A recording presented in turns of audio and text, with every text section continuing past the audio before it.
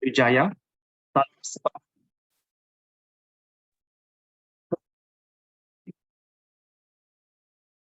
semua guru yang bersama kami pada ketika ini. Saya, Senta Pang dari SM All Saint Kota Kinabalu, akan menjadi moderator pada hari ini. Sesi rasmi akan bermula tepat pada jam 3 petang. Untuk mengisi ruang menunggu ini secara lebih bermakna, kita ada sesi perkongsian pendek mingguan daripada seorang individu yang amat bermakna dalam dunia pendidikan. Ramai pemimpin pendidikan di negara kita adalah hasil didikan beliau, kerana beliau merupakan mantan pengarah IAB sehingga beliau bersara pada Oktober 2019. Atas kewibawaan beliau, sekarang beliau merupakan salah seorang daripada ahli dalam Majlis Penasihat Pendidikan Kebangsaan MPPK. Baiklah, tanpa membuang masa, dipersilakan Datuk Dr. Mahendra Singh untuk sesi snippet Reflects on yang bertajuk Great Teachers. Dipersilakan Datuk. Terima kasih Encik Senta dan kepada semua yang hadir pada petang ini. Terima kasih kerana dapat bersama untuk sesi hari ini. Pertama sekali saya nak mengucapkan tahniah kerana ini adalah kali yang saya dah lupa kali yang keberapa di bawah pasukan CDL Sabah kita menjalankan sesi ini dan juga sesi hands-on. Saya juga nak ucapkan terima kasih kepada pasukan ini kerana sentiasa kali ke-29. Thank you Puan LC. Terima kasihlah Puan LC dengan tim kerana kita harus ingat bahawa dalam pendidikan kita memerlukan the staying power. Dan kita berharap apa jua yang kita kongsikan boleh membawa makna kepada sesiapa yang mendengar. Makna yang kecil atau makna yang besar. Yang penting kita membawa satu makna kepada individu itu. So, terima kasih kepada Puan Elsie. Please remember, you are the backbone of the program dekat Sabah. Tajuk yang saya pilih hari ini ialah The Great Teachers.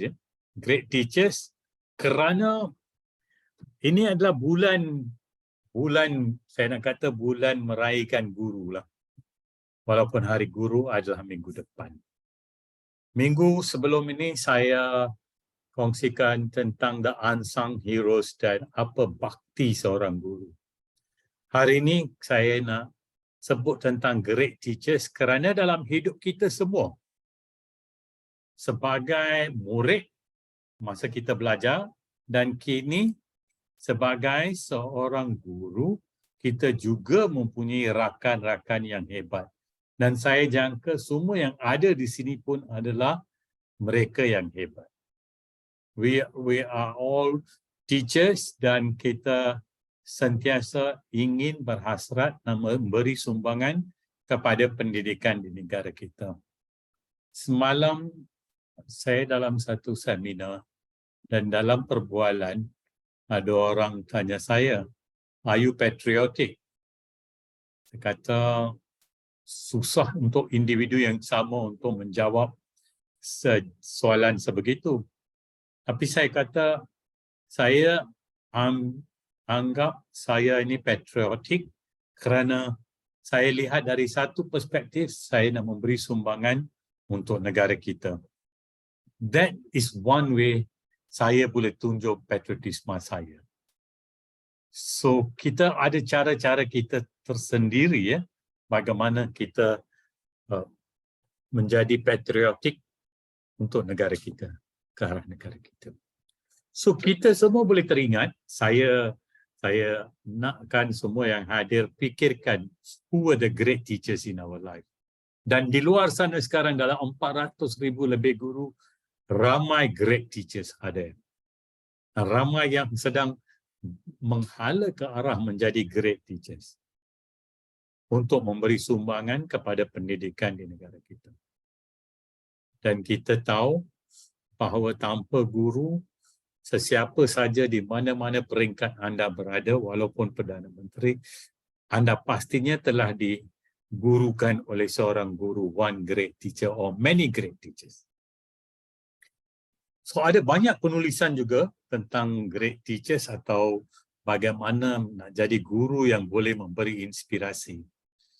Dan saya juga terharu dengan apa yang dinyatakan di sini, great teachers equal to great results. Kita tidak boleh lari daripada itu. There are many secrets of great teachers and what great teachers do differently sampai murid-murid mereka boleh ingat 40 tahun kemudian. Dan saya jumpa seorang doktor 3 minggu lepas bersama dengan isteri saya kerana selsema dan sebagainya. Isteri saya tahu bahawa doktor itu adalah anak murid bapa dia. Dan bila kami sama-sama masuk ke bilik doktor, soalan pertama dia, isteri saya sebelum dia kata, maybe he will not remember. Tapi bila kami masuk je, dah duduk, soalan pertama, how is your father? Dia cakap pada isteri saya, how is your father? Oh, isteri saya pun, you remember doctor? Yes, I remember your father. I look at the name here. You know, Malkiat Singh. Kata, he was our great history teacher. Kita habiskan 10 minit, bukan cakap pasal sakit, tapi cakap pasal cikgu. Itulah, students never forget. Students never forget. So great teachers will always be in the mind. Yeah, great teachers doesn't mean anda tidak kadang-kala mendenda murid, ya. Mendenda murid dan sebagainya, tapi murid kemudiannya tahu. We all did it for their well-being. So inilah fabric cikgu dan murid-murid, ya. Kita tak kira daripada latar belakang apa. Kita tak kira ras, kita tak kira status sosioekonomi. These are the kids who are the future of our country. Sistem pendidikan kita, falsafah pendidikan kebangsaan tidak mengharapkan kita akan melahirkan semua doktor atau jurutera dan sebagainya. Kita dalam sistem pendidikan kita akan melahirkan ahli masyarakat, a good citizen yang terbaik, yang boleh memberi sumbangan kepada negara dalam erti kata tersendiri. Dalam apa jua tugas atau kerja yang dia lakukan. Itu adalah harapan kita. Dan itulah menjadi tanggungjawab.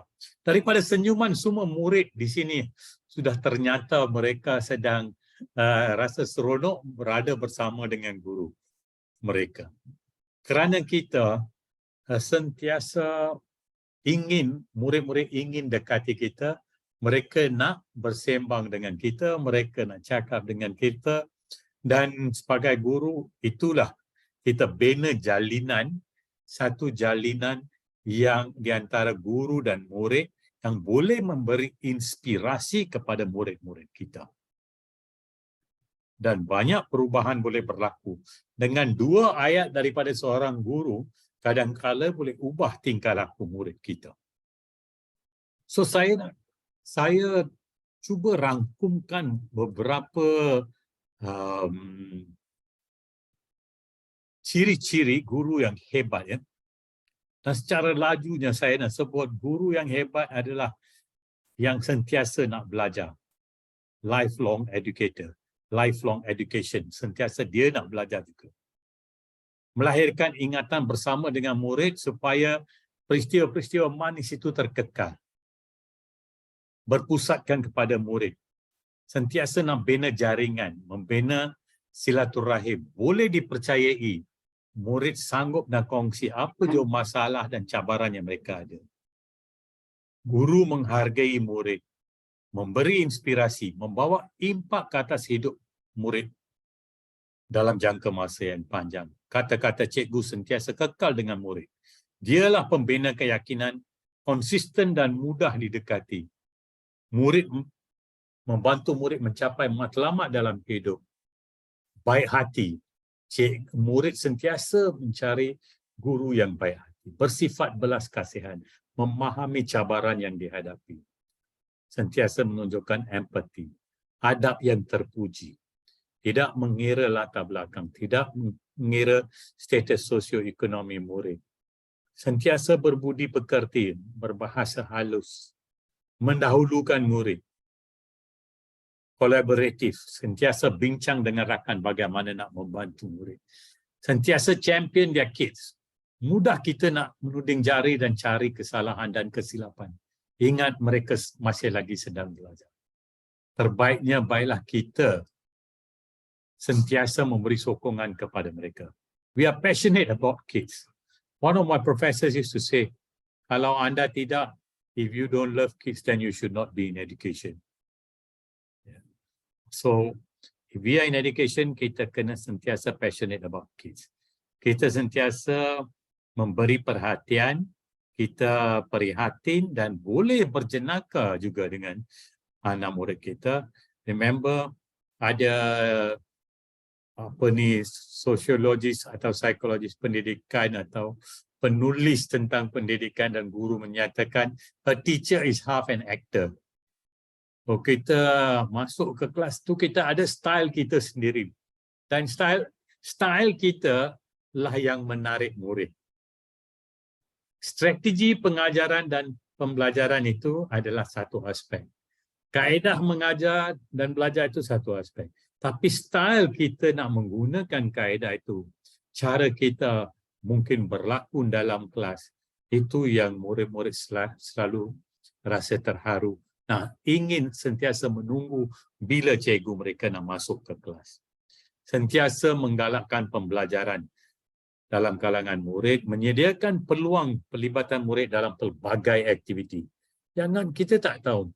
Kadang-kadang murid yang nakal-nakal, ya, mereka pun ada juga sumbangan kepada sekolah. Dan cikgu kena arif tentang perkembangan semasa, jujur dan berdedikasi, pemurah hati. Kita selalunya banyak dapat rezeki daripada pelbagai sumber. So kita pemurah hati. Kalau kita beri sumbangan, murid-murid kita sentiasa akan ingat. Percaya, semua murid boleh percaya. Dan saya cukup percaya dengan perkara ini, bahawa semua murid boleh berjaya dalam lingkungan atau ruangan beliau, anak murid kita itu sendiri. Next slide, please. So, great teachers, anda boleh lihat ini dalam bahasa Inggeris, pelbagai kehebatan yang saya ubah dalam terjemahkan dalam bahasa Melayu tadi. And then the last slide, please. Second last slide. So ada banyak penulisan. Kita sentiasa mencari the best teacher ever. A great teacher opens minds, inspires dreams, builds confidence, shines a light as the path towards leading a great life. So we want children to succeed. Jangan lupa, great teachers equal to great result. So dalam bulan yang meraihkan guru-guru, jangan kita lupa kita boleh beri banyak sumbangan yang tidak ada hadnya dalam sebagai seorang guru. Dan kita bukan jadi guru untuk 5 tahun atau 10 tahun. Kita jadi menjawat jawatan seorang guru untuk hampir 35 tahun kalau kita bersara pada umur 60. So it's a long journey.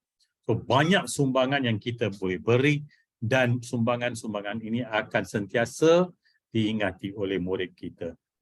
Ingat, saya selalu sebut, students never forget their teachers. Next slide, please. So tuan-tuan dan puan-puan, seperti biasa, tuan-tuan dan puan-puan tahu bahawa kita boleh dapat ilmu daripada pelbagai sumber dan kita harapkan bahawa kita dapatkan ilmu daripada buku dan sebagainya, daripada jurnal, daripada perbualan profesional kita.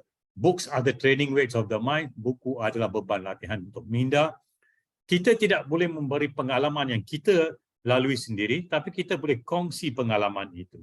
Atau kita boleh kongsi ilmu dengan rakan yang lain. So, anda semua harus faham, you are a valued member of our team, the big family of educationists. Thank you for being the amazing teacher you are. So, hari Selasa depan kita akan meraihkan Hari Guru. The best teachers teach from the heart, not from the book. And remember, if a child can't learn the way we teach, maybe we should teach the way they learn. Itu saja daripada saya. Sekian, terima kasih.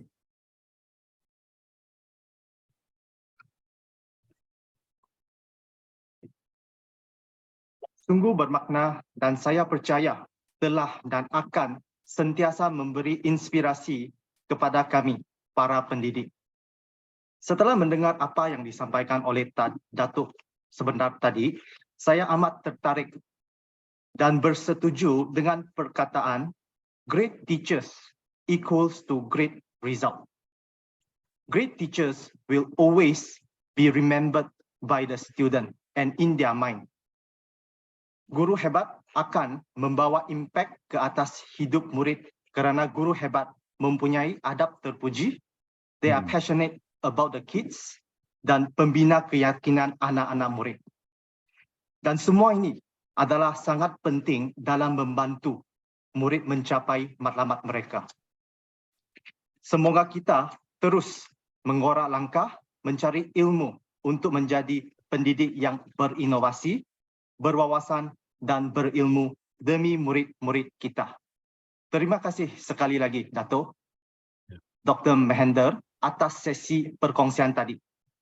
Hebat Cikgu Santa dalam mengulas dan menunjukkan semangat seorang guru itu.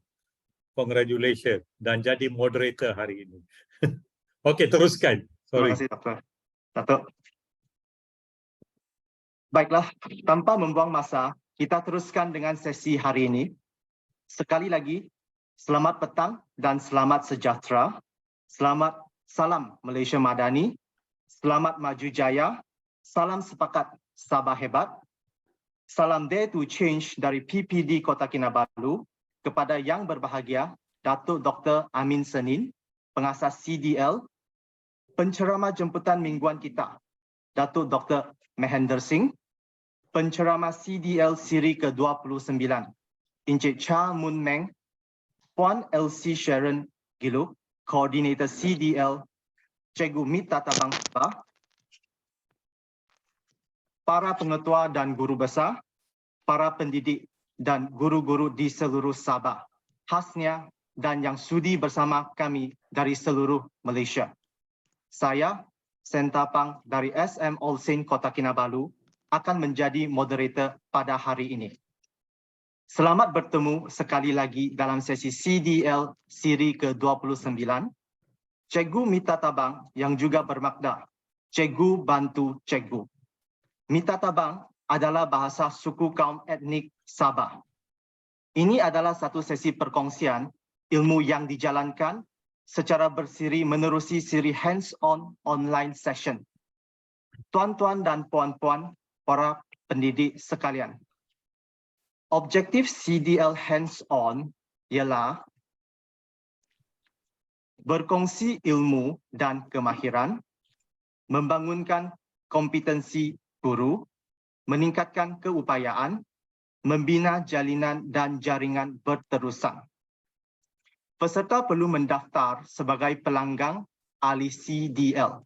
Pendaftaran adalah percuma dan boleh layari www.connectingdots.my.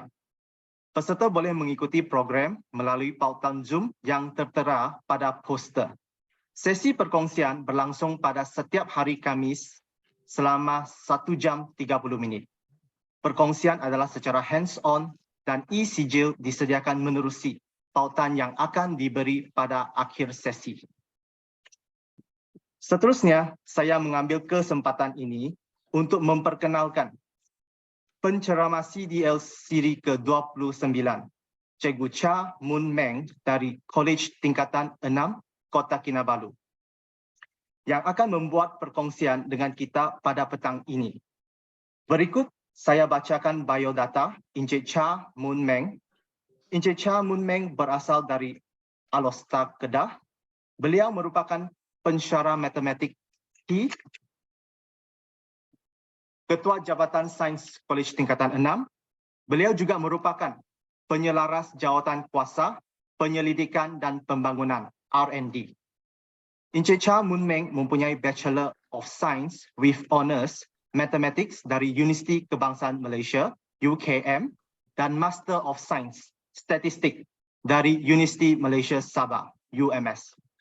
Baiklah, dalam CDL Hands-on Online Session Sabah siri ke-29 kita pada hari ini, Encik Cha Mun Meng akan membuat perkongsian yang bertajuk Perkongsian Amalan Baik Pelaksanaan Kajian Tindakan dalam Konteks Tingkatan 6.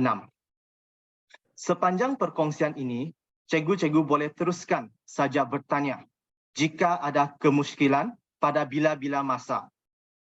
Dipersilakan menaik persoalan anda dalam ruangan chat. Saya akan membacakan soalan anda apabila ada ruang dan peluang. Dipersilakan Encik Cha Mun Meng untuk memberikan perkongsian. Silakan cikgu. Okey, terima kasih kepada moderator pada petang ini, Encik Santapang.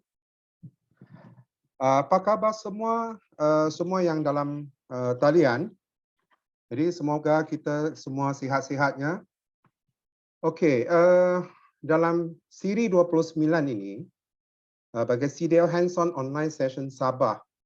Jadi apabila saya diberi tajuk pembentangan ini, iaitu perkongsian amalan baik pelaksanaan kajian tindakan dalam konteks tingkatan 6. So, saya pun berfikir apa yang harus saya kongsikan. Sebab kajian tindakan ini dia bukan perkara baru. Kan? Kajian tindakan kalau kita tengok sejarah perkembangannya di Malaysia, dia sebenarnya telah diperkenalkan sejak tahun 1988 oleh Kementerian Pendidikan Malaysia. Lagipun, kajian tindakan dalam arus perdana dan tingkatan 6, dia adalah sama sahaja. Cuma saya rasa yang membezakan ialah sukatan arus perdana dengan tingkatan 6, format pentaksiran dan penilaian, serta mod pengajaran dan pembelajaran. Sebab pendidikan tingkatan 6 merupakan pendidikan lepasan menengah.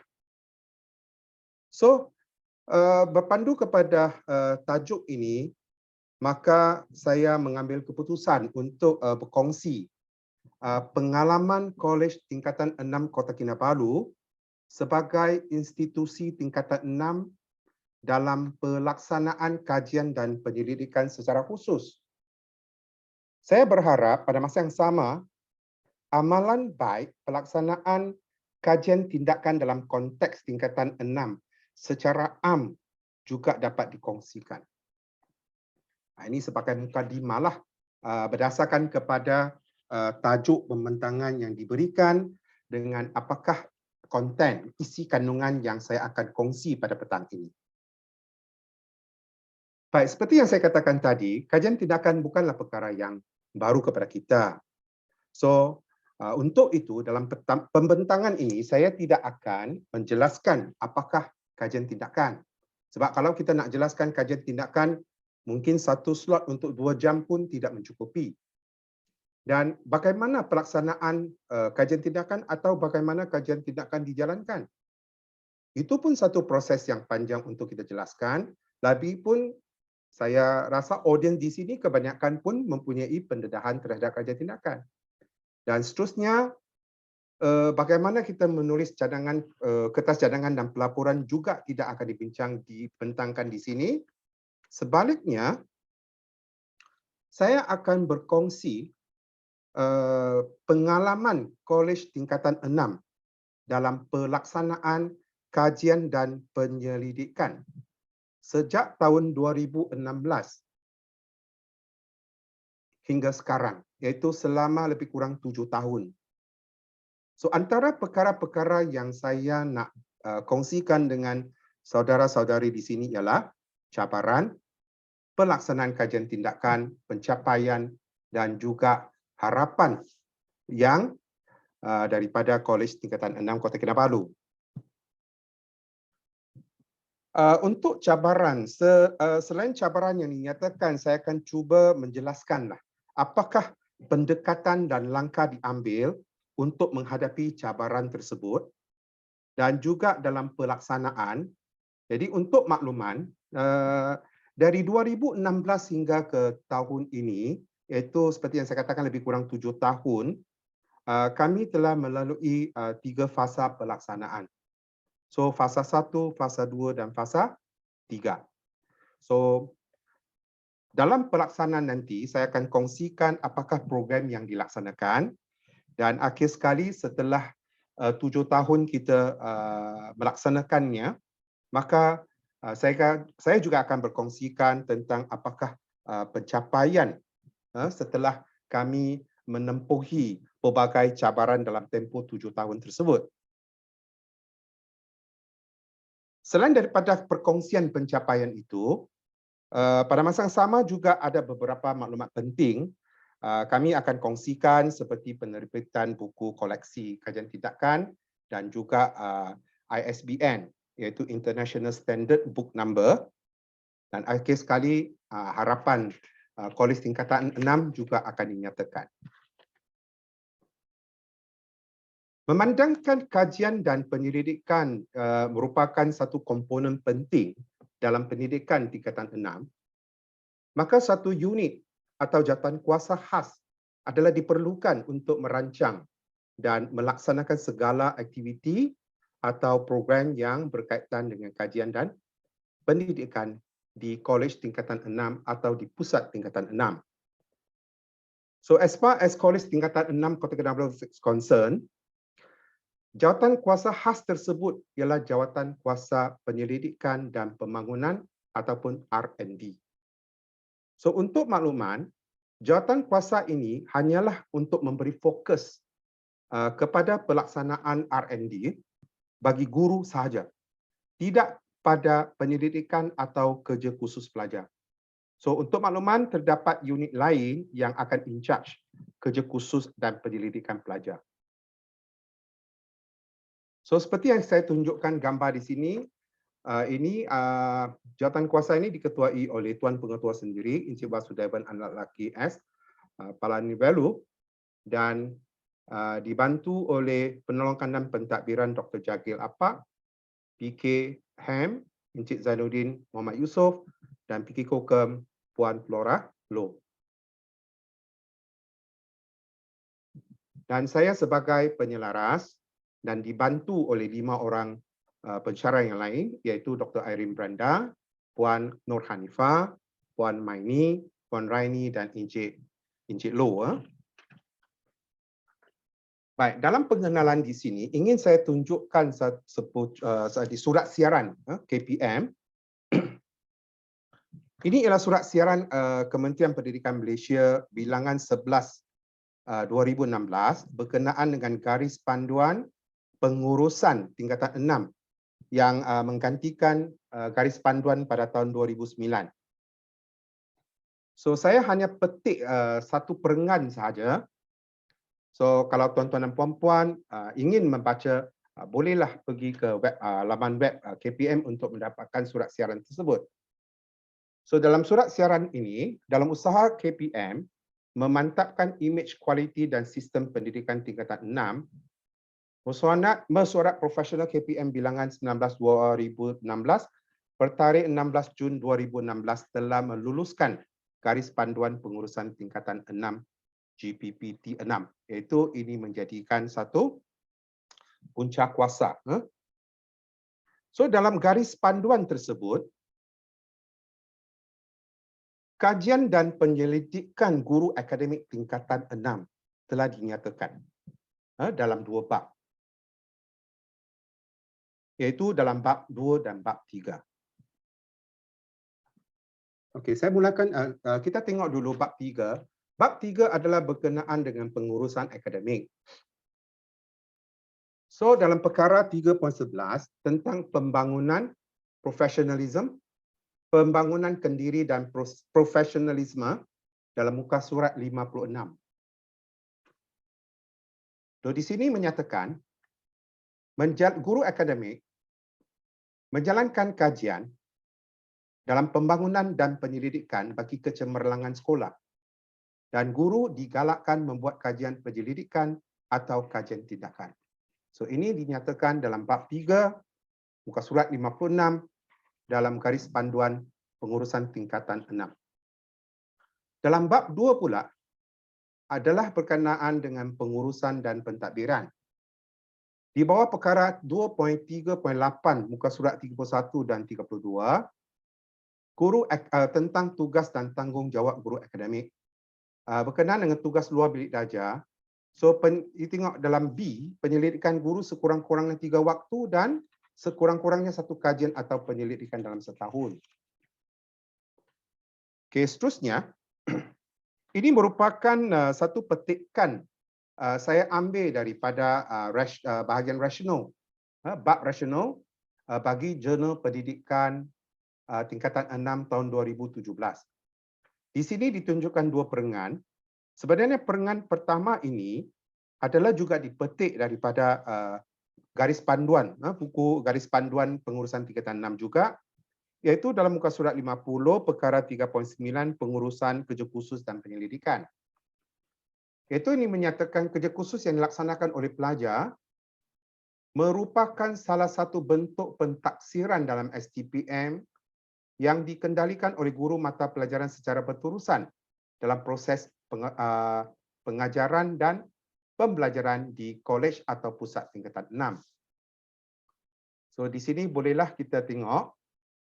So dalam perengan kedua pula, kita dapat lihat, sejajar dengan itu, guru sebagai pembimbing pelajar perlulah memiliki dan meningkatkan kemahiran dan pengetahuan yang terkini dan menepati standard sebenar berkaitan dengan penyelidikan. Penyelidikan yang meliputi kajian tindakan, kajian konvensional dan amalan terbaik merupakan satu pendekatan untuk memperbaiki atau meningkatkan pendidikan melalui perubahan. Yang menggalakkan guru-guru menjadi lebih peka, kritis, lebih sedar tentang amalan mereka sendiri serta bersedia untuk mengubah amalan ke tahap yang lebih tinggi. Jadi dalam perengan kedua ini, kita dapat melihat bahawa penyelidikan guru tingkatan 6 telah diberi tafsiran skop yang lebih luas, iaitu selain daripada kajian tindakan, kajian konvensional dan amalan terbaik juga dinyatakan di sini dalam Jurnal Pendidikan. Jadi berpandu kepada garis panduan pengurusan tingkatan 6 ini dan rasional tentang pelaksanaan kajian penyelidikan, maka Kolej Tingkatan 6 Kota Kinabalu telah berusaha untuk melaksanakan kajian tindakan, kajian penyelidikan dan amalan baik, kerana ini merupakan kewajipan guru akademik tingkatan 6. Baik, setelah kita melihat latar belakang, apa sebab dan apa keperluan, apa punca kuasa di mana dalam konteks tingkatan 6, guru akademik tingkatan 6 perlu menjalankan kajian atau penyelidikan. Seperti yang saya nyatakan pada awal tadi, saya akan berkongsikan pengalaman kami dari tahun 2016 sehingga tahun ini tentang pelaksanaan kajian dan penyelidikan di kolej kami. So yang pertama yang saya nak kongsikan adalah tentang cabaran apabila kami melaksanakan kajian atau penyelidikan di Kolej Tingkatan 6 Kota Kinabalu. Cabaran pertama, rasa ini semua orang dia akan setuju bahawa kekangan masa merupakan cabaran yang terutama sekali. Seperti yang kita sedia maklum untuk guru akademik tingkatan 6, dalam sistem baru STPM, pelajar dia akan menduduki peperiksaan selepas belajar selama lebih kurang plus minus 20 minggu setiap semester. Ini bermakna guru dia hanya mempunyai masa yang singkat untuk dia menghabiskan sukatan di samping dia membuat ulang kaji bagi siap sediakan pelajar itu sebelum menduduki peperiksaan dalam setiap semester. Dan untuk kerja khusus pula, hampir setiap mata pelajaran yang ditawarkan dalam STPM, pelajar perlu melengkapkan kerja khusus mereka di bawah bimbingan guru mata pelajaran masing-masing. Mungkin ada kerja khusus yang dia perlu lakukan setiap semester. Contohnya matematik T, matematik M. Setiap semester akan adanya tugasan, assignment perlu dihabiskan. Kemudian kalau untuk pengajian am, sejarah akan pula hanya pada semester 2. Kalau untuk geografi, pengajian perniagaan, ekonomi, kerja khusus hanya diadakan pada semester ketiga sahaja dan setiap mata pelajaran mempunyai kerja khusus pada semester-semester yang tertentu. Dan satu lagi ini yang untuk mereka yang telah melakukan kajian tindakan, feedbacknya ialah dalam proses pelaksanaan kajian tindakan, dia tumpuan dan perhatian dia perlu diberi sepenuhnya. Sebab dalam proses membuat kajian tindakan ini, kita perlu selalu membuat refleksi. Kita perlu membuat pemerhatian terhadap proses dalam proses kajian yang dijalankan dan juga ada catatan, rekod dan sebagainya. So, ini dikatakan sebagai kekangan masa. Cabaran yang pertama. Okey, cabaran yang seterusnya ialah kurang pendedahan. Kepada mereka yang tidak pernah didedahkan kepada apa itu kajian tindakan, so pasti mereka akan bertanya, apakah itu kajian tindakan? Kemudian, kepada mereka yang mempunyai sedikit sebanyak pengetahuan tentang kajian tindakan pula, tapi mereka belum melaksanakannya, maka mereka akan beritahu bahawa mereka tiada pengalaman atau tidak pernah melaksanakan kajian tindakan. Dan akhir sekali, inilah yang paling kerap didengarilah. Ini semua kajian yang saya tahu. Saya ada hati nak mulakan kajian tindakan. Tapi bagaimana saya nak mula?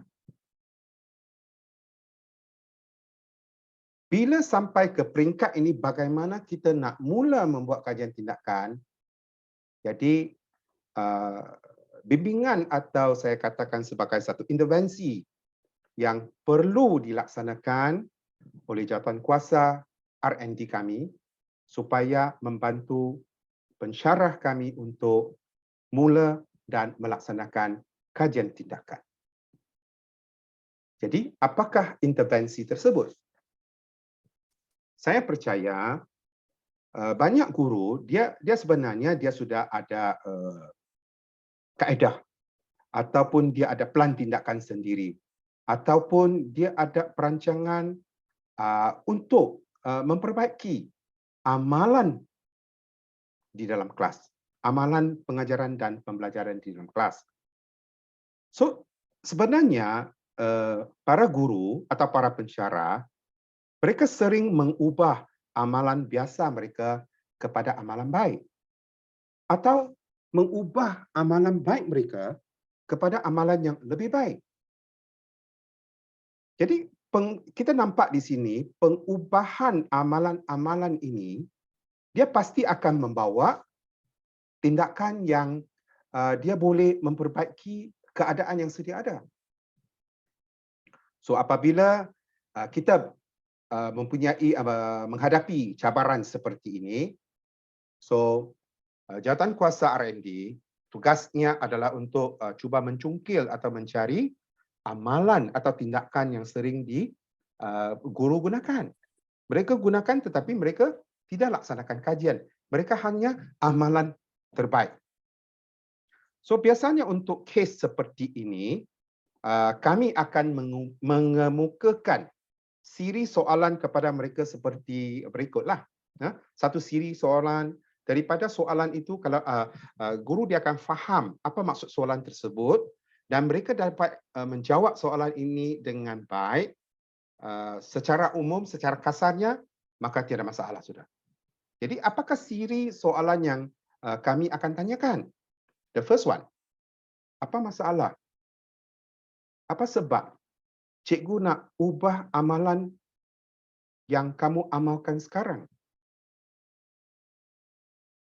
Bila dia menggunakan cara ini, dia mengajar pelajarnya tidak faham, keputusan tidak bagus, maka dia cuba mencari satu jalan, cari satu plan tindakan, ubah amalan yang sedia ada, sebab cikgu itu sudah nampak masalah. Jadi kita bertanya kepada mereka, apa masalah yang menyebabkan cikgu nak mengubah amalan biasa kepada amalan baik? So di sini kita nampak, kalau guru tersebut atau kita ni mula memikirkan apa masalah itu, nak ubah amalan biasa kepada amalan baik, sebenarnya kita sedang mereflect, iaitu kita membuat refleksi. Okey, soalan kedua. Bagaimana cikgu dapat mengesan permasalahan tersebut? Bagaimana cikgu dapat mengesan permasalahan tersebut? Oh, itu sebab saya menyemak kertas mereka, mereka tidak dapat mengingati fakta. Mereka tidak dapat membuat huraian yang tepat. Jadi, markah mereka tidak mencapai expectation saya. So, ini kita nampak sudah membawa komponen memerhati. Dan soalan seterusnya kita akan tanya, apakah fokus anda? Apakah tujuan anda? Ada berapa orang pelajar yang terkesan? Kemudian, apa tindakan, apa rancangan yang cikgu adakan untuk memperbaiki keadaan? Jadi bila kita bertanyakan kepada apa plan tindakan dirancang dan dilaksanakan, maka kita sudah membawa unsur merancang dan bertindak. Dan akhir sekali soalannya ialah, setelah tindakan, adakah keadaan bertambah baik?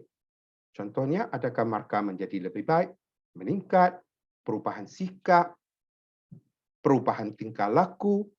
Jadi sekiranya ada perubahan, bagaimana? So, kita nampak di sini, kalau kita dapat jawab ini, maksudnya kita sedang mereflect.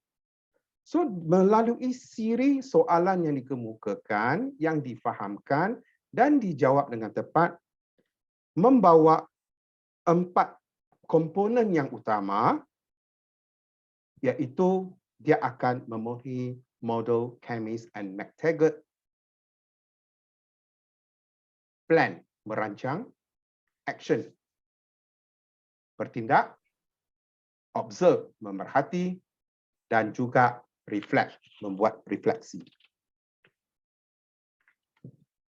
So inilah cabaran yang kami hadapi dan inilah caranya kami cuba mengatasi cabaran tersebut. Sebenarnya selain daripada ini, sekiranya kita dapat menjawab siri soalan tersebut, siri soalan ini juga dapat membantu kita menulis pelaporan kajian tindakan nanti. Sebab dalam kajian tindakan, dalam penulisan hasil kajian tindakan, dia lebih berpandu kepada buku manual kajian tindakan edisi ketiga keluaran Kementerian Pendidikan Malaysia pada tahun 2008. So itu sumber rujukan utama. Jadi dalam penulisan pelaporan itu, dia mengandungi 6 bahagian utama. Refleksi pengajaran dan pembelajaran yang lalu. Jadi melalui soalan ini, jelas dia sedang membuat refleksi apa masalah. Apakah fokus anda, kajian anda? Apakah objektif? Apakah kumpulan sasaran? Jadi bagaimana tindakan dilaksanakan untuk mengatasi masalah? Dan akhir sekali ialah cadangan kajian seterusnya. So of course setiapnya dia ada sub. Tetapi kalau untuk pelaporan secara umumnya, dia 6 tajuk utama, subtajuk utama berdasarkan kepada buku manual kajian tindakan edisi ketiga. Baik, cabaran yang seterusnya.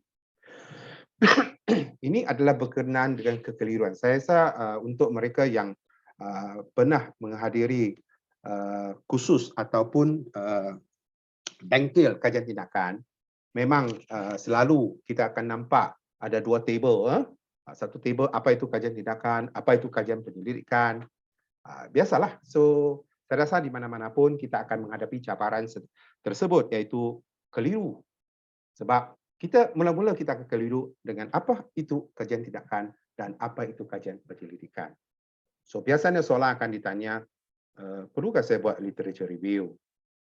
So, saya perlu guna data yang banyakkah? Saya perlu menggunakan instrumen yang canggihkah? Ada yang pernah tanya, kamu ada software SPSS?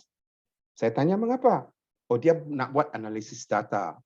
Yes, SPSS stand for Statistical Program for Social Science. Ya, of course, kalau kita menggunakan itu membuat analisis, itu sangat bagus. Tapi kalau untuk kajian tindakan, sekadar kajian tindakan, saya rasa kita tidak perlu menggunakan SPSS kecuali kita buat kajian penyelidikan. Dan ada kajian kualitatif, ada kuantitatif. Inilah biasa soalan-soalan yang dikemukakan. Cuma saya nak sentuh tentang literature review di sini. Literature review tidak perlulah untuk kajian tindakan. So, saya hanya jelaskan bahagian-bahagian yang selalu kami hadapi dalam cabaran ini. Tetapi pembacaan adalah amat digalakkan. Tadi Datuk Dr. Mahendran ada sebut, so long life learning, kita sentiasa perlu membaca. Jadi kita ada banyak sumber yang kita boleh membaca. Satu, kita boleh membaca jurnal pendidikan, jurnal kajian tindakan, guru lain. Ada jurnal pendidikan daripada KPM, ataupun online kita cari pun banyak yang scholarly artikel. Kita boleh cari daripada website dan berdasar merujuk kepada sukatan pelajaran dan lain-lain yang sesuai. So untuk literature review di sini dan pembacaan, untuk mengelakkan kekeliruan, saya ambil satu contoh di sini. Okay. Saya sendiri melakukan satu kajian tindakan iaitu Flip Classroom with Khan Academy. Iaitu saya sebelum pelajar masuk kelas, saya akan sediakan link untuk mereka ke Khan Academy untuk lihat video dan sebagainya sebelum mereka masuk kelas. Dan sebagai satu flip classroom lah untuk second semester for topic differentiation untuk 2 tahun yang lalu. Jadi saya sendiri pun membuat rujukan. So, rujukan saya ialah artikel. Tapi bila saya baca artikel, bukan maksudnya saya buat literature review. Saya baca artikel sebagai sumber untuk saya memahami lebih mendalam apa itu flip classroom dan bagaimana flip classroom boleh dia diselitkan, digunakan untuk tajuk, untuk subjek, untuk apa-apa keadaan. So mungkin saya baca, di sini saya tunjukkan satu. Sebenarnya ada saya baca 3 artikel. For example, this article that I show to you is about teaching practical writing. Sebenarnya practical writing dengan matematik di sini mungkin tidak kaitan. Tetapi saya boleh memahami bagaimana mereka apply flip itu classroom dalam pengajaran mereka. Tapi saya tidak akan membandingkan artikel ini kata flip classroom macam ini, artikel ini kata flip classroom macam ini. Jadi ini aliran ini dia kata demikian, aliran ini kata sedemikian. Saya buat perbandingan, saya buat komen. That one is literature review. Kita tidak perlu buat sampai macam ini. Tapi pembacaan itu sangat penting.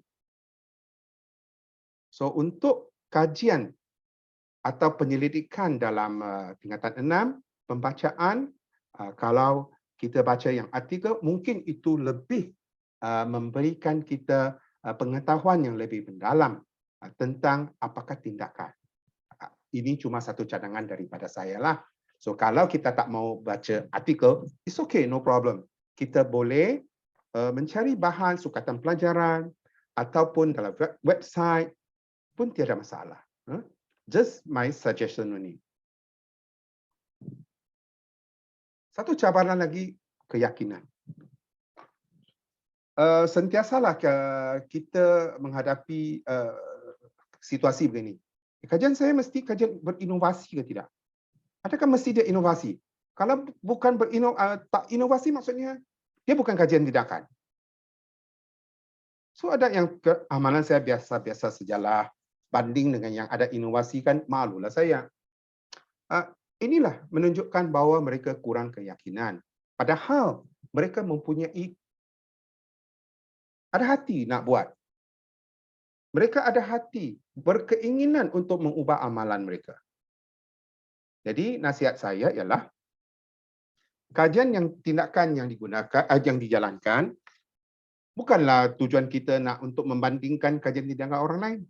Ingatkan bahawa kita jalankan kajian tindakan untuk mengatasi masalah pengajaran dan pembelajaran dalam kelas kita, iaitu tiada kaitan dengan orang lain. Dia hanya kaitan dengan kita sebagai pengkaji dan pelajar kita secara langsung saja. Jadi soal inovasi ke tidak bukan keutamaan. Dan satu lagi yang menunjukkan mereka kurang keyakinan ialah, kajian saya tak berkesanlah. Saya sudah jalankan kajian saya, tapi dia tidak menepati apa saya punya expectation. Maksudnya dia tidak mencapai objektif lah. Dia nak pelajarnya meningkat contohnya 30%. Tapi pelajarnya bukan saja tidak meningkat, ada yang kurang lagi. So, ini yang menjadikan mereka down. Dia kata tak berkesan pun. Jadi sia-sia usaha saya. Jadi saya akan tanya, siapa kata setiap kajian itu pasti akan berjaya?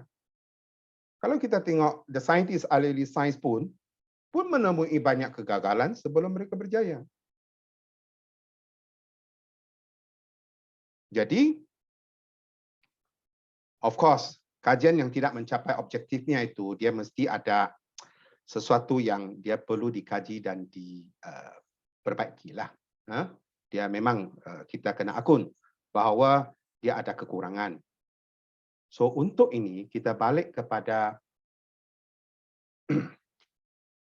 model, chemist and medtaker. So cuba kita tengok ulasan di sini. Ini dipetik daripada buku Manual Kajian Tindakan edisi ketiga ya. Alright. Keseluruhan pelaksanaan kajian tindakan tersebut disifatkan sebagai golongan pertama Cycle 1.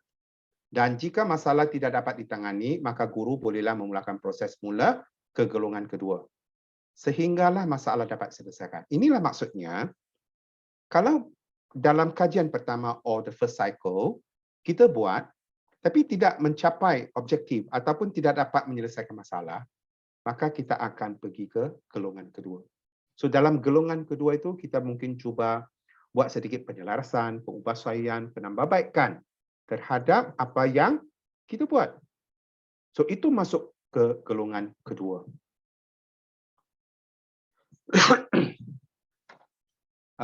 Namun di sini dikatakan satu kritikan lah. Kalau model ini ialah sentiasa berlanjutan dan tiada finality dalam sesuatu proses yang hendak dilaksanakan. Jadi bila nak berhenti? Jadi pengumpamaan begitulah. Kita pergi makan buffet, terlalu banyak makan, bila kamu akan berhenti? Bila terlalu kenyang lah kan? So sama juga, kalau you rasa golongan itu sudah kenyang, jadi berhentilah. Kalau ditanya, ini saya akan bagi jawapan sebeginilah. Satu analogi lah. Okey, kita balik kepada slide tadi. Ya, pembentangan dalam kolokium. Pembentangan dalam kolokium atau dalam perkongsian, di situ pun kita akan menampakkan kurang keyakinan. Ada rakan-rakan saya, dia kata, Cia, saya boleh buat. Tapi jangan panggil saya bentang. Kalau bentang, saya tidak mau. Jadi daripada bukan seorang, bukan dua orang, beberapa orang. Jadi di sini kita nampak ada kurang keyakinan lah dalam pembentangan. Tapi sebenarnya satu proses yang lengkap daripada dia mula buat pelaporan cadangan, pelaporan penuh, dia seharusnya bentang. Because bentang itu dia akan berkongsi apa yang dia buat itu dengan rakan-rakan. So ilmu itu baru dia boleh disebar luas. Kemudian dia harus didokumentasikan. Itu sebab kami adakan koleksi kajian tindakan supaya dia dapat dikongsikan bukan saja dalam sekolah, dalam kolej, tapi kepada orang ramai. So di sini pembentangan ni, kalau tidak dapat, saya amat menggalakkan di peringkat sekolah kita adakan kolokium dalaman. Setakat ini kolej telah mengadakan 2 kali lah. Sepatutnya ada 3 kali. Tapi disebabkan MCO jadi ada 1 tahun itu tidak jalankan. So kita bayangkan contohnya, kalau kita ada 10 orang yang telah siap kajian tindakan. Kalau nak kita hantar mereka ke peringkat daerah, negeri, kebangsaan, hanya 2 orang. Jadi bagaimana 8 orang tersebut? So kalau kita adakan pembentangan dalam kolokium dalaman, peringkat sekolah, peringkat kolej, maka platform ini sangat pentinglah sebab mereka ada peluang untuk berlatih dan menguasai kemahiran pembentangan. So sebenarnya kolokium dalaman ini amat have fun lah. Kami mempunyai mendapat seronok lah. Sebab you akan tengok pelbagai gelagat lah rakan-rakan waktu dia membentang, ada yang gugup, ada yang bercakap yang dia lucu, ada yang sangat cool, pelbagai ragam. Enjoy. So kalau kolokium dalaman tidak dapat dijalankan, setidak-tidaknya pun adakan perkongsian lah dalam unit mata pelajaran masing-masing.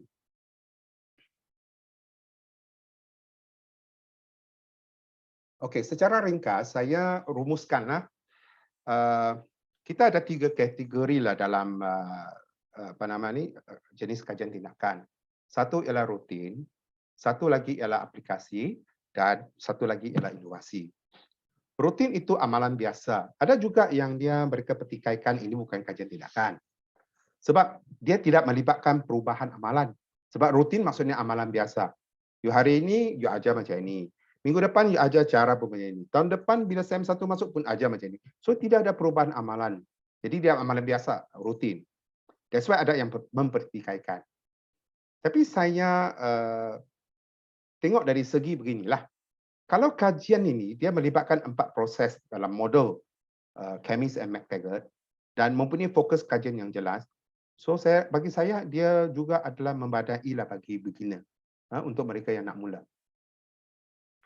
Kemudian yang kedua tentang aplikasi. Ini yang jenis yang paling banyak lah dalam kategori ini. Sebab dia melibatkan proses mengaplikasikan kaedah yang digunakan oleh rakan yang lain. Mungkin dia menggunakan pendekatan pengajaran dan pembelajaran yang digunakan. Saya ambil satu contoh.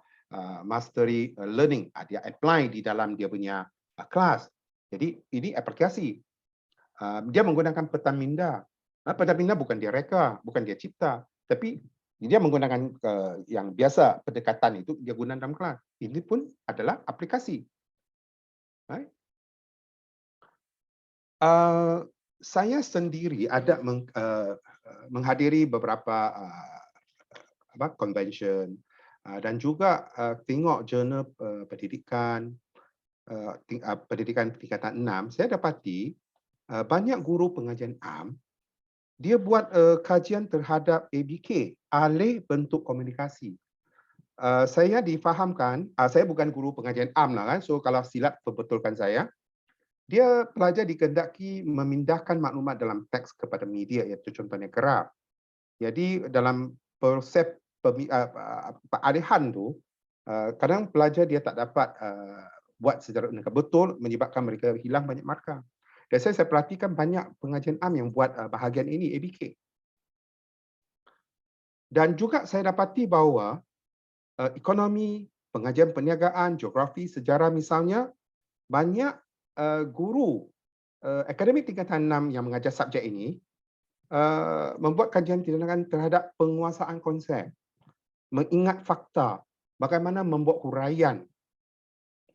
Jadi kalau kita mengajar subjek-subjek macam ini, mungkin kita nak mula, bolehlah kita merujuk kepada penulisan orang lain, cuba kita apply ke dalam pengajaran dan pembelajaran kelas kita.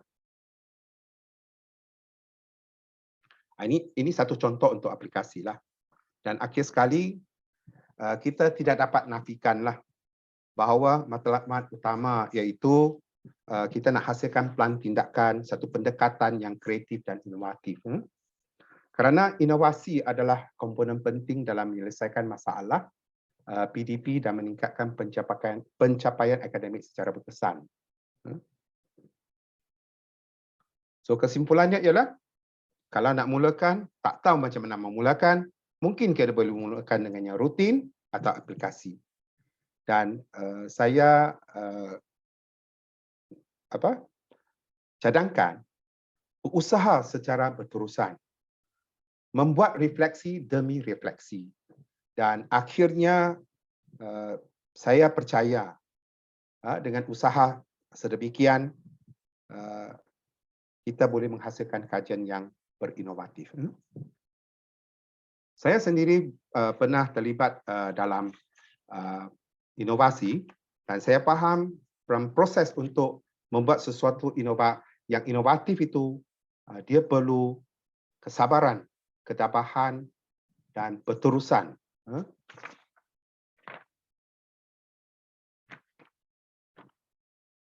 Ya, ini yang ditanya bagaimana saya boleh menghasilkan satu kajian setiap tahun. So seperti yang saya katakan gelongan tadi, saya tiada idea, ketandusan idea sudah. Mungkin kita boleh baca penulisan orang lain, kita apply. Tidak cukup masa, saya boleh cadangkan kolaborasi, iaitu dalam satu unit mungkin juga ada 3 orang guru, 3 orang buat satu kajian tindakan. So ini mewujudkan kolaborasi, dan jangan lupa kolaborasi adalah satu ciri yang paling penting dalam kajian tindakan. So antara 4 cabaran ini, saya rasa kekangan masa itu bukan masalah, sebab semua orang menghadapi cabaran tersebut, maksudnya itu bukan masalah lah. So dari segi pendedahan, kekeliruan atau keyakinan, saya percaya melalui bimbingan bersasar dan terdapat kolaborasi antara rakan-rakan sekerja dan atas kesedaran serta profesionalisme yang tinggi, semua cabaran ini pasti akan diatasi.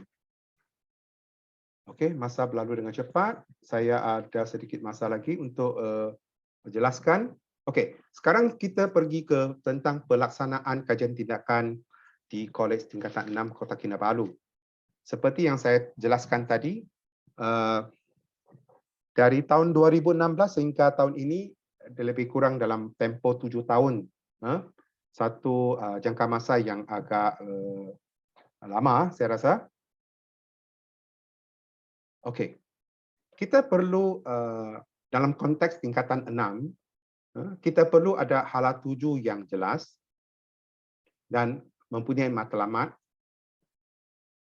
iaitu membudayakan pelaksanaan kajian tindakan atau penyelidikan di Kolej Tingkatan Kota Kinabalu contohnya. Okey, fasa pertama. Dari tahun 2016 hingga 2018, fasa ini dia lebih kepada pendedahan kepada kajian tindakan. So di sini dalam tempoh ini kita kebanyakan guru sebenarnya juga didedahkan kepada kajian tindakan. Ada sebahagian kecil yang belum ada pendedahan ataupun ada pendedahan tapi sudah lupa. So oleh yang demikian,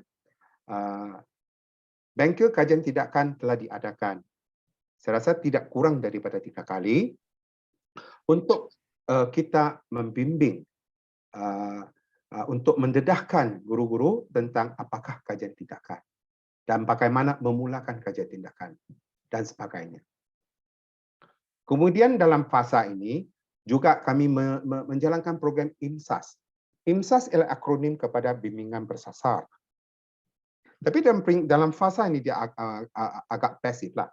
Maksudnya kalau rakan-rakan kami yang ingin membuat kajian tindakan, Jadi mereka akan datang berjumpa, kami berbincang sama ada secara formal atau tidak formal.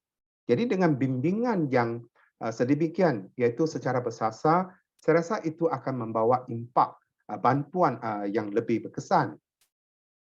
Baik, setelah dalam tempoh tersebut, setelah berjaya menghasilkan beberapa kajian tindakan, maka kolokium kajian tindakan peringkat kolej diadakan.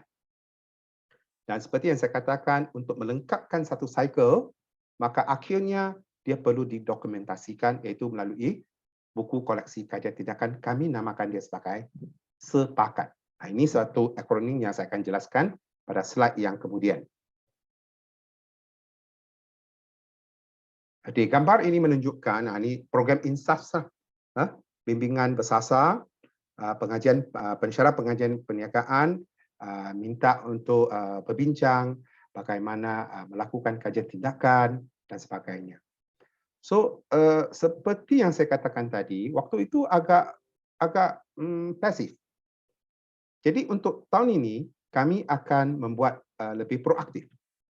Dari segi proaktif ini maksudnya, kalau kita tengok sesuatu unit mata pelajaran atau sesuatu unit contohnya dalam HEM kah, unit dalam KUKUM kah, kalau mereka ada program khas, kita nampak program tersebut, dia ada nilai tambah di mana dia boleh dilakukan, boleh dijalankan kajian supaya kita nak tahu adakah program atau tindakan mereka itu akan membawa impak kepada aktiviti ataupun kepada organisasi.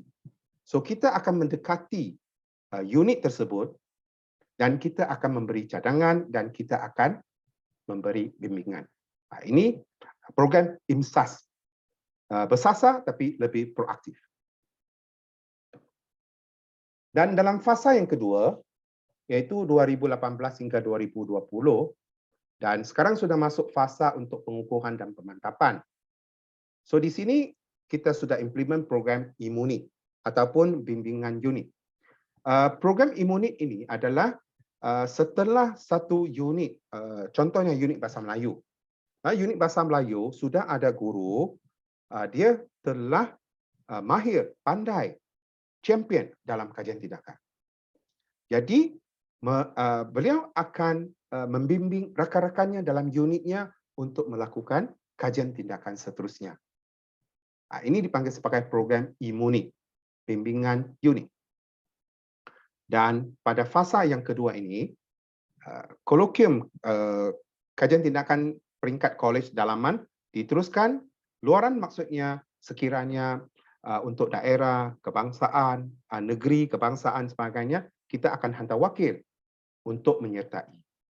Kemudian disebabkan kita menghantar wakil kolej untuk pembentangan di luar, maka kita perlu membantu mereka sebelum mereka pergi. Jadi adanya program IMPRA, iaitu bimbingan pra pembentangan.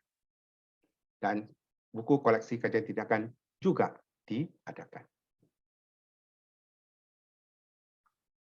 Okey, ini sebagai contoh, Puan Milawati ialah pensyarah pengajian am. Beliau mewakili kolej untuk menyertai seminar kajian tindakan daerah Kota Kinabalu. Jadi sebelum beliau membentang, maka kami meminta Puan Milawati untuk membentang di hadapan kami. So dalam gambar sebelah kanan saya, you akan nampak guru yang berbaju hitam, iaitu Setiausaha Jabatan Kuasa R&D, Puan Dr. Irene. Kemudian guru perempuan yang sebelah kanan itu ialah Puan Nurshina. Beliau merupakan pembentang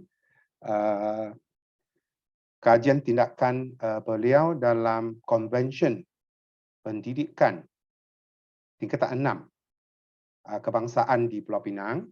Begitu juga dengan Mr. Loh, juga merupakan pembentang pada tahun tersebut. Dan yang ambil kamera ialah saya. Jadi di situlah kami akan mengemukakan soalan. Jadi kami akan mendengar, lepas tu kami bagi cadangan kepada Puan Milawati sebelum beliau pergi membentang di seminar kajian tindakan tersebut. So ini kami adalah program IMPRA.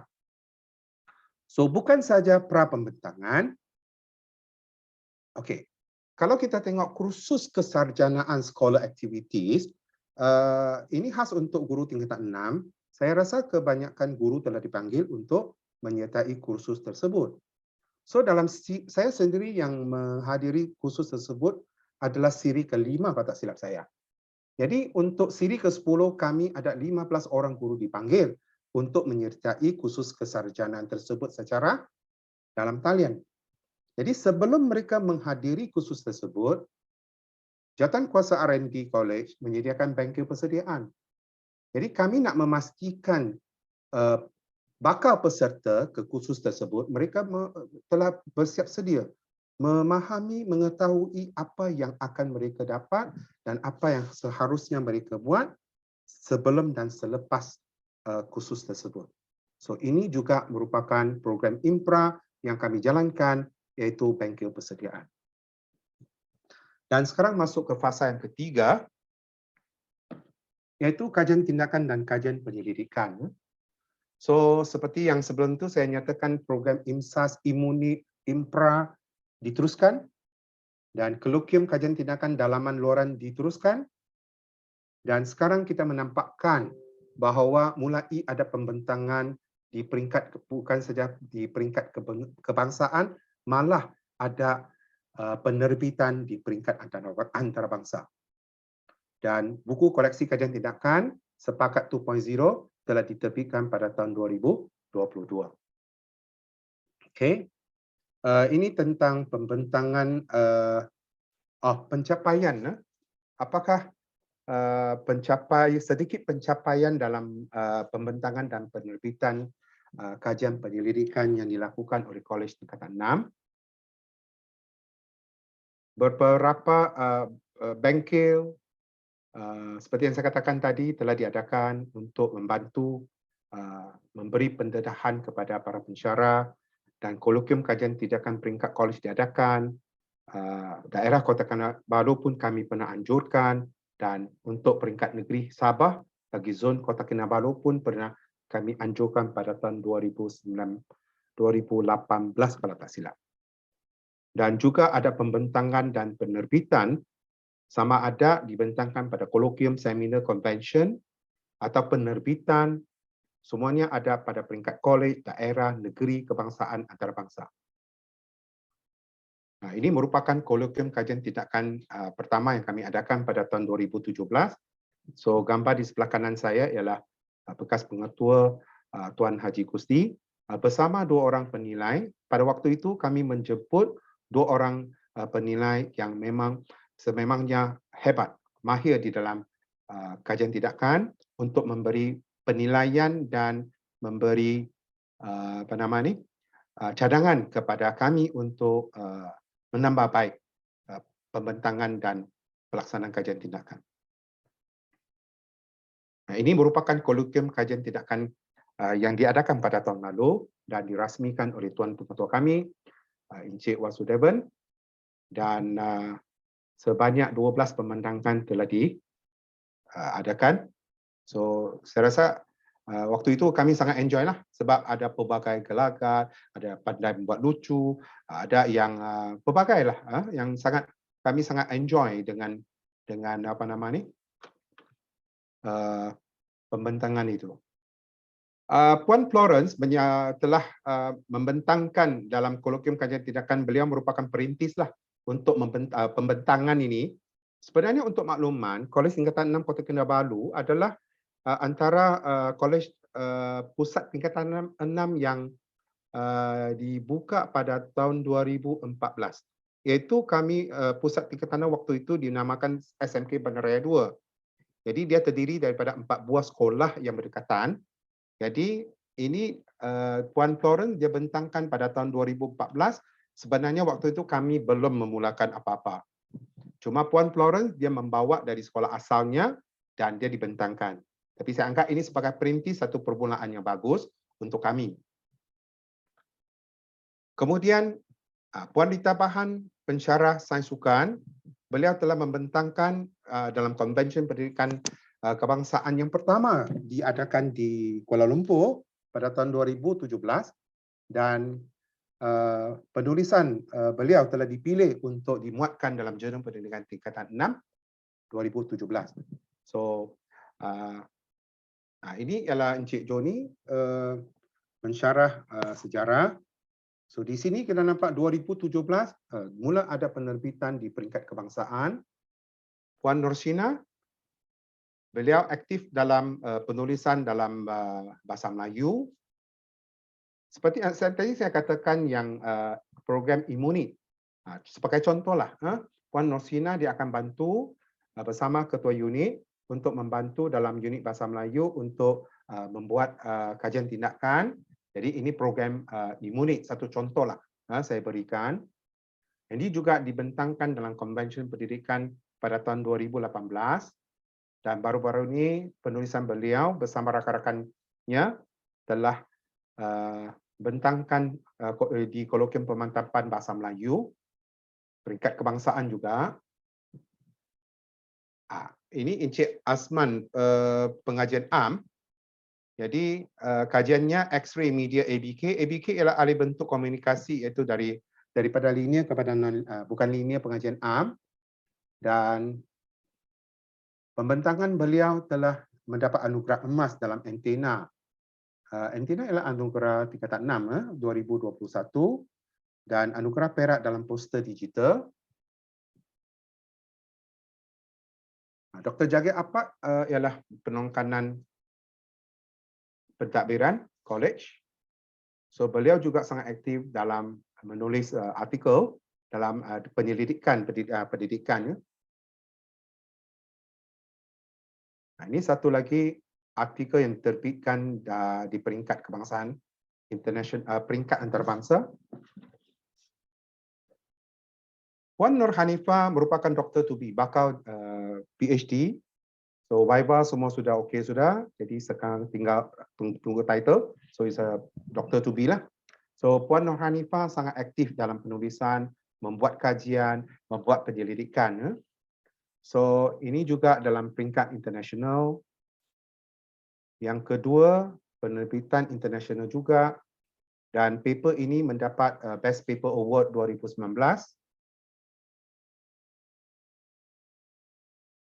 Ini online teaching using Facebook Watch Party and pre-recorded videos on Hess Law Energy Cycle. Ini merupakan kajian tindakan yang dilakukan oleh Puan Nur Hanifah. Dan kajian tindakan ini telah mendapat anugerah Gold and Platinum Award 2020. Dan penulisan ini ada dalam koleksi kajian tindakan kami Sepakat 2.0. Ya, Puan Nur Hanifah lagi. Encik Muhammad Khairi merupakan guru pensyarah pengajian am. Beliau bersama dengan dua orang pensyarah di Universiti Malaysia Sabah untuk menyumbangkan artikel di dalam peringkat kebangsaan antarabangsa juga, iaitu Empowering the Sustainability of the Malay Language as a Communication, Transmission and Element of Identity. Puan Raini, Symposium, workshop. Puan Milawati, Puan Malina, Perakaunan, Puan Nur Hanifah, Encik Saripudin. Beliau sangat mahir menggunakan Excel untuk membuat pelbagai aplikasi. Dan hasil itu telah dibentangkan dalam kolokium dan juga convention. Puan Nolina, pengajian perniagaan. Okey, setelah kita lihat beberapa pensyarah yang mereka membentangkan atau menerbitkan hasil kajian mereka di peringkat daerah, negeri, kebangsaan atau antarabangsa. Jadi di sini sebenarnya Kolej Tingkatan 6 Kota Kinabalu sebagai satu institusi pendidikan 6 mempunyai sebuah harapan. Iaitu kalau kita tengok IPG dan universiti. IPG ialah Institut Pendidikan Guru. Dan universiti pensyarah mereka perlu melakukan penyelidikan. Jadi harapan college adalah pada masa akan datang, mungkin pada masa akan terdekat, kita juga boleh buat macam IPG atau universiti, di mana pensyarah college dia dapat melakukan penyelidikan pendidikan dan menerbitkan, membentangkan hasil mereka di peringkat kebangsaan atau antarabangsa. So dengan kekuatan yang ada pada college, iaitu kita akan ada 3 orang yang mempunyai ijazah PhD, so mungkin mereka dapat membimbing pensyarah yang berminat dalam bidang pendidikan. Dan satu harapan kita ialah kita boleh membuat kolaborasi di antara college atau pusat tingkatan 6 dalam penyelidikan pendidikan. So bukan saja kita yang buat sahaja, tetapi seperti IPG atau universiti, dia boleh ada kolaborasi, ada kerjasama di antara college atau pusat yang berlainan. So ini apa yang dimaksudkan adalah kami mempunyai harapan sedemikian sebagai pada masa akan datang kita dapat mencapai tahap. Kalau tidak mencapai tahap sepenuhnya, sekurang-kurangnya kita boleh ada sebahagian yang dapat menyumbangkan artikel penyelidikan dalam pendidikan. Okey, saya sharekan di sini adalah tentang penerbitan. So seperti yang saya katakan, setakat ini kami hanya dapat hasilkan 2 koleksi. Sepakat ialah akronim kepada koleksi dapatan kajian tindakan dalam pendidikan. Ini merupakan sepakat 1.0 dan ini adalah sepakat 2.0 baru diterbitkan tahun ini tahun lalu. Sepatutnya tahun ini akan sepatutnya tahun lalu sudah 3. Tapi disebabkan MCO dan sebagainya, faktor-faktor lain. So harap-harap tahun ini kita akan dapat yang ketiga. So ini satu proses untuk menerbitkan, dia satu proses yang agak leceh lah. So kita kena terima penulisan, kita cek format, kita cek kandungan. Lepas tu okey sudah, kita akan send kepada guru bahasa untuk cek bahasa supaya bahasa yang digunakan betul dan juga senang mudah difahami. Lepas tu hantar untuk percetakan, dapat draft cek lagi, lepas hantar untuk terbitan. So dia satu proses yang agak leceh. So semua format adalah berdasarkan kepada buku manual kajian tindakan edisi ketiga. Tentang penerbitan, saya galakkan, saya cadangkan, kalau sebarang penerbitan adalah lebih baik kita memohon ISBN. So ISBN ialah International Standard Book Number. So bagaimana kita nak memohon ISBN? So kita akan memohon melalui Perpustakaan Negara Malaysia. So dia ada banyak kelebihan lah. So mengapa kita perlu memohon? Salah satunya ialah kita nak memperkukuhkan lagi hak milik bahan terbitan penerbit. Okey, saya cuba pergi ke website. Alright. Tuan-tuan dan puan-puan boleh akses ke page ini melalui pautan yang saya berikan. Di sini ada dinyatakan dengan jelas apa itu ISBN, apa itu ISSN. Kita ISBN lah, kecuali kita terbitkan secara berkala. Kalau tidak, kita menggunakan ISBN. So dia ada 5 kumpulan nombor. So kita tengok kumpulan yang ketiga di tengah, itu ialah identiti penerbit. Identiti penerbit. So contohnya kami telah mendaftarkan, Kolej Tingkatan 6 telah mendaftarkan sebagai penerbit, maka kami akan mempunyai satu identiti. So maksud saya di sini, okay, cuba kita tengok identiti Kolej Tingkatan 6 sebagai penerbit ialah 16597. Alright? Jadi bagaimana kita nak memohon? So kita akan memohon melalui satu website dipanggil sebagai depository. Tapi saya sudah cek sejak minggu lalu, dia masih dalam penyelenggaraan. So saya tidak dapat tunjukkan di sini. Nah ini sistem masih dalam penyelenggaraan. Tapi saya menyatakan secara kasar bagaimana. Okay, first, kita kalau belum daftarkan sebagai penerbit, kita perlu memohon untuk daftarkan dengan depository Perpustakaan Negara Malaysia. Daftarkan sebagai penerbit terlebih dahulu. Setelah berjaya daftar sebagai penerbit, maka kita akan dapat kod yang seperti saya tunjukkan. So, selepas dapatkan kod penerbit, baru kita boleh memohon ISBN. So, dalam ISBN itu dia akan minta you berikan muka depan, muka pertama, muka hak cipta dan isi kandungan. So, di sini prosesnya sangat-sangat senang, tidak macam dulu kena fax. So, you daftar ke dalam depository Perpustakaan Negara Malaysia, dan di situ you upload file. Lepas upload file itu, then you tunggu. So, you boleh log in ke depository tersebut dengan ID dan password, dan di situ you boleh semak adakah telah lulus atau tidak. Sebab disebabkan dia masih dalam maintenance, saya tak dapat tunjukkan. So, saya hanya beritahu secara ringkas. Tapi dengan akses website sebegini, saya rasa tidak masalah juga untuk kita faham, untuk dapatlah. Okey, saya rasa itu sahaja perkongsian saya pada petang ini. So, sekian, terima kasih, dan dikemukakan kalau ada sebarang soalan. So, saya serah balik kepada moderator kita, Encik Santapang. Ada soalan daripada cikgu-cikgu. Sekiranya cikgu-cikgu ada soalan, boleh type di ruang chat. Kita mengucapkan ribuan terima kasih kepada Encik Chia Mun Meng atas sesi hands-on yang sungguh bermakna tadi.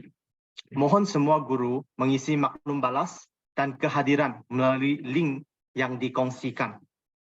Tuan-tuan dan puan-puan, kita akan adakan sesi ini pada setiap hari Khamis. Untuk makluman awal para peserta, minggu hadapan siri ke-30, kita akan ada Cikgu Nur Sharifah Nadhirah yang akan kongsi dengan kita super jalasif. Pemakluman melalui WhatsApp dan Telegram akan dikongsikan juga.